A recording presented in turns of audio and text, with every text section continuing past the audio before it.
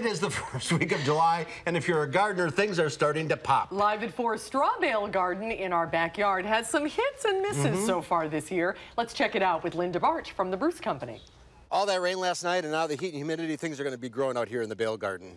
I must admit, it was getting dry, and this kind of weather, maybe we find a little sticky, but tomatoes love this. Hot weather, peppers and tomatoes just take off. Let's work our way down the garden and see how things are growing. All right, well, we do have, the beets are looking really, really good. In fact, Can we pick this one? I think that's the nicest stage to harvest beets because they're nice and tender. You can let them get bigger, especially if you are going to pickle them. Oh, look you at let them get larger, that. but that's a good size to... That's a perfect size beet. It's a perfect size because they're nice and sweet when they're on the small side. Yes, and tender. Like and this is the chard that you absolutely love.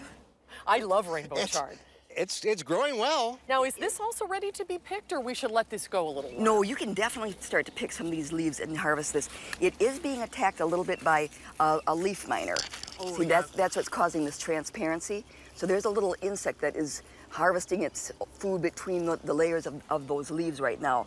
So that one you avoid, but you know, what I would do is I would just pick this one off and get rid of it. This one isn't very nice, but others... This one's not nice. No, that's Do you nice. think the rest of the plant is in jeopardy, or you can just pick off the you just pick off the bad ones and then leaves? harvest these good ones.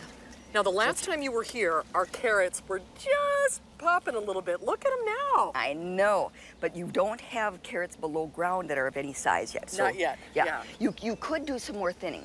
We've thinned a little bit, and probably you could go in and take out, when you've got two plants right adjacent to each other. Early bird tomatoes? Early bird tomatoes, and lots of fruit on here because all the energy went into fruit production. See how there's very little vegetative growth?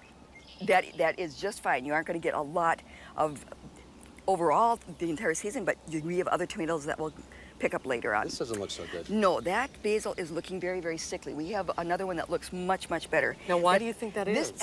This looks like a nutrient deficiency, so I think we should give that a little fertilizer, and we don't want this guy growing in here. And this is... The eggplant is coming along, but he is going to like this hotter weather also. See, our eggplant and peppers are a little bit slow. Beans are coming along? Beans are really coming along. They're starting to grow. The pole beans, look at all the flowers. That means we should have a good crop of beans, right? That's right. Flowers precede the fruit that are going to be developing later on.